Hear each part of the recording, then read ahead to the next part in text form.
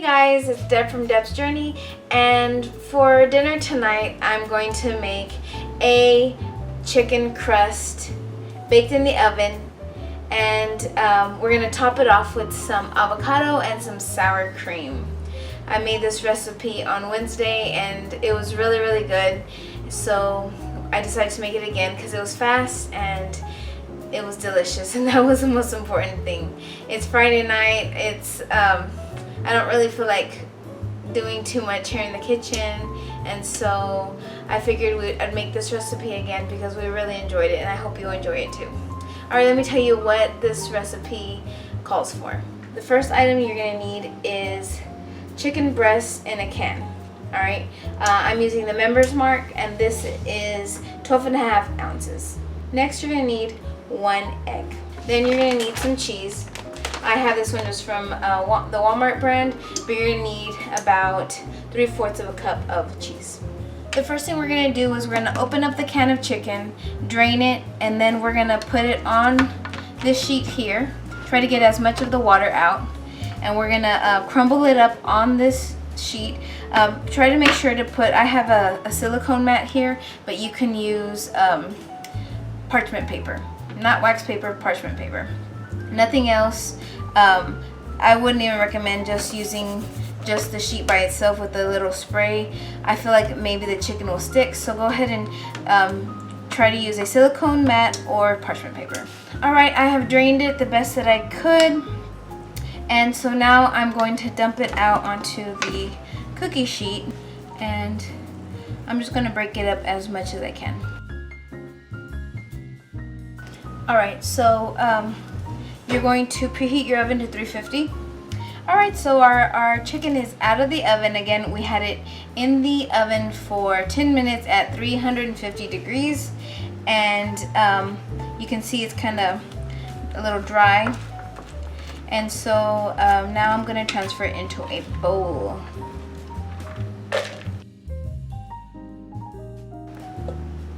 Alright, so now that our chicken has kind of cooled off a little bit.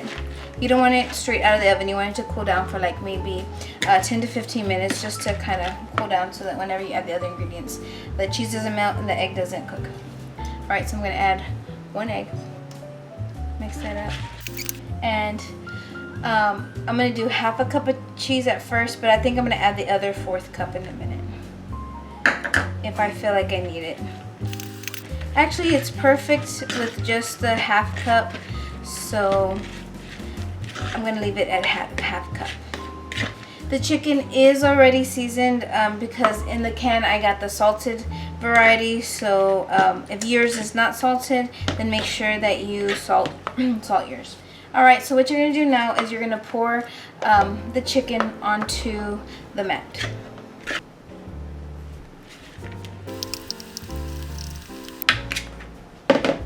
And now you're going to want to flatten this out as much as you can in the shape that you want. Alright, now that we have it flattened, you're going to want to, again, try to flatten it as much as you can. You can also put another silicone mat or another piece of parchment paper and roll it out if you want with a rolling pin, but I think this is going to be fine.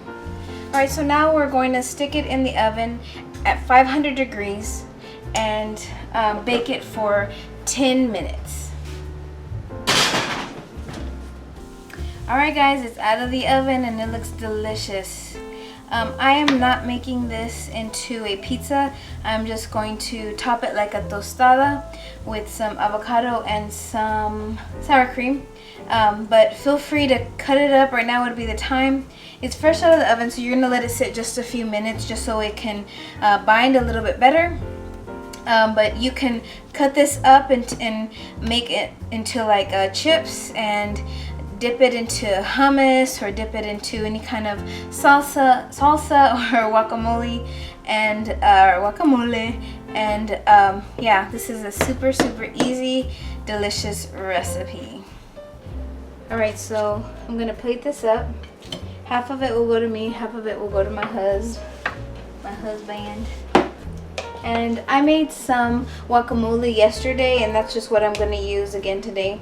This guacamole has 3 avocados, 2 jalapenos with the de-seeded, chopped up, and about, I don't know, maybe like 2 rounds of the of red onion, and then just chopped up really really good. And each round was like maybe like ½ an inch, so not too much onion.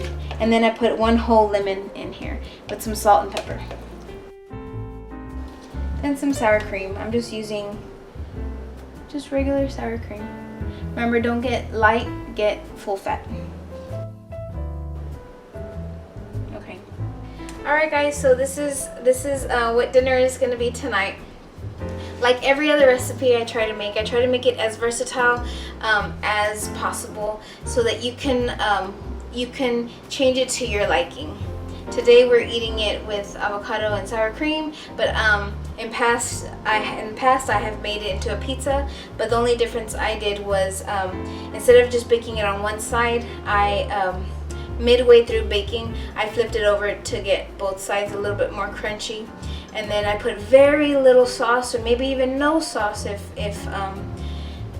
you have a very runny sauce, and then you can always dip it into the sauce. But you would just top it with the regular pizza toppings as you would. You all know, if you've been here with me long enough, you know I love pizza, and so I have topped it off with all kinds of toppings and just dipped it into the sauce. I've even put some marinara on it, but I think I always prefer dipping it into the sauce, but again, it's your preference. Anyway, this is the chicken crust, and this crust is only about 2 carbs, and I actually think it's 1 carb, and then depending on your toppings, you just have to calculate that to make sure it stays in your macros. Okay guys, big surprise, we want dessert too. Alright, so I'm gonna share with you a dessert that we absolutely love. What it is a, see, my mouth's watering already just thinking about this dessert. And I haven't even eaten yet. Look, I have my dinner right here, and I'm about to eat it. But let me tell you about this dessert before I show you how to make it, okay? So this is my own original recipe. Even the chicken crust, I've seen lots of recipes online, but I made this one according to my likings. They added Parmesan cheese, and I don't remember what else, but like other seasonings, but I just kind of changed it up to my own liking, and this is the recipe that I came up with. Anyway, for this this dessert, I always call it, what do my sisters call it? We call it like different things, because I made it and then we're like, what do we call this thing?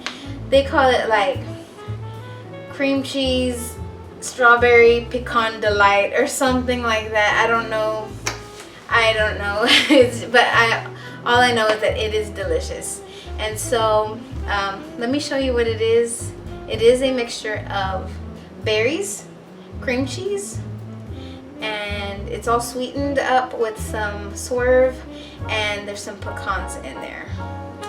You can't go wrong. You just can't go wrong when you have those ingredients. Let me show you how to make it. Alright guys, so for this recipe you're going to need 1 bar of cream cheese, and I put it in the microwave for a little bit, but if you don't want to do that, you can leave it, and if you have time, then you can leave it out you know, for a few hours to get it softened, or stick it in a warm oven like I do sometimes. But you're going to need 1 bar. I really don't measure the berries that I put in here, but I always kind of just roughly, like this is 1 pint of blueberries. I'll put half of this in there, and this is 0.6 ounces of raspberries. I'll put almost the whole thing in there. I probably will put the whole thing in there, but again, I just never really measure, and that makes it a little difficult to check to keep your macros under, because I don't check it, but I always kind of just do a rough estimate. And then I cut up around 12 strawberries. You're going to use swerve, powdered swerve. I think you can use granular, but this one would be definitely be better. And then you're going to need pecans. These are already chopped. And then you're going to need some vanilla. Now, don't judge my bottle of vanilla. This came from Mexico. a wonderful lady that I know that I love to death, she brought me this vanilla from Mexico, and it is the best vanilla ever. If you don't have somebody to go to Mexico for you, I feel bad for you. But vanilla, that's all you need. Vanilla. Heavy cream, and I'll tell you the measurements as I do it, but you're gonna need heavy cream. All right, let's get to it. So what you're first going to do is, let me get my stuff situated. You're going to whisk this, or you're gonna beat it until it's nice and fluffy. Let's get to it. Okay, that looks pretty good. Now, I only beat this for maybe like a minute or so. And this next step, whenever you add the heavy cream, this is what's gonna take the longest. I do beat it for about 3 minutes or so because I want it super fluffy. Okay, if you don't know this already, heavy cream gets fluffy the more you beat it. That's how they are able to make like whipping cream and whipped cream. This is half cup, but I'm gonna put a cup in there. So you're gonna use 1 cup of heavy cream. All right, like I said, you're gonna beat this for about 3 minutes, 3-4 minutes, just until you feel like it is nice and fluffy. Okay. All right, so what I do is I just kind of mix it up a little bit first. You gotta start off slow because then it'll splatter all over you. Let's do it. I'm gonna scrape down the sides. Make sure I get it all incorporated. And since I did that, I'm not finished beating yet. I'm gonna add in the swerve. This is a 1/3 cup, but I'm gonna do 1.5 of these. I should have used the half cup, but it's dirty, so 1/3 cup, and then I'm gonna do half of a 1/3. Okay. My vanilla, if I was measuring it, I would say about a teaspoon, but I always just kind of eyeball it. Maybe a little bit more. There we go. Now this part will cloud up on you. It'll all you'll be able to taste the sugar because it'll puff up in your face. So mix it up really well. All right, and let's get to beating again for another maybe 1 to 2 minutes. Now we're gonna taste it to make sure it has enough sweetness. It's delicious. Oh my gosh. I could just eat this by itself, but I'm not because we're gonna make it a whole lot better. So the strawberries, add them in here. I think I'm gonna add more strawberries. That doesn't look like enough. I'm gonna cut some more. All right, so my raspberries. Throw those suckers in here. I'm adding the whole thing. Why not? Blueberries, I'm not gonna add the whole thing. Mix it all. I'm gonna add 5 more strawberries or so. But just for the sake of the video, let me continue. Our pecan. I'm adding about 1/2 cup to 3/4 of a cup. That's more like 3/4 of a cup. So then I'm mixing it all up. And I'm gonna put some more strawberries in there. I'll be right back. All right, I cut about 8 more strawberries up, and I'm gonna mix it all in there. Look how delicious this looks. Who said dieting is hard? Me, I said it. It was me. But keto has made it a lot more doable, so thank you, Jesus, for that. Yum, yum, yum, yum, yum. Alright guys, so this is the surprise dessert that I had. It was kind of impromptu, but you will not regret making this dessert. Oh my gosh. It's so delicious. It's really, really amazing. If you're not one that likes the alternative sweeteners that all of these keto desserts require, this is gonna be the dessert for you because you can't even really taste There's no aftertaste from the sugar or anything like that. It is just delicious. We even had family members that are not doing keto absolutely love this recipe. So you may ask, how do we, portion it out and that kind of thing? Well, I usually try to do about half of one of these little cups. They're like, I get a lot of these from like the dollar store. They're just 9-ounce cups, and I will fill it up almost all the way, maybe just to the top little line here. I know that's not a very good measurement for you since you're at home, but maybe if you go buy some 9-ounce cups and then you're not filling it all the way to the top, and maybe just to the top line, that goes about right there. Another little tip about your pecans or any of the other nuts that you like to put in your baking, put them in the freezer because they last a lot longer. On keto, you can have, pecans and walnuts and that kind of thing, pili nuts, but if you're anything like me and you have them around and you can see them and they're not portioned out, then it's easy to grab the bag and sit down and just eat, right? But we can't do that. So putting them in the freezer is a good way to kind of keep them out of the way until you need them. And of course, enjoy them throughout your week by just portioning them out into like a little snack baggie or something. But anyway, I hope you enjoyed these recipes. I hope that you'll try them out. Like always, I tell you to comment and subscribe if you haven't already, and join me on Facebook, and share with your friends.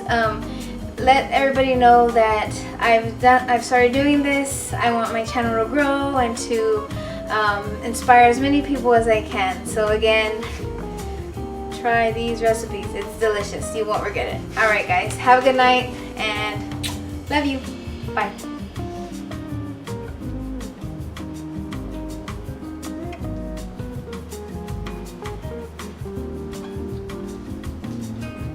Dude.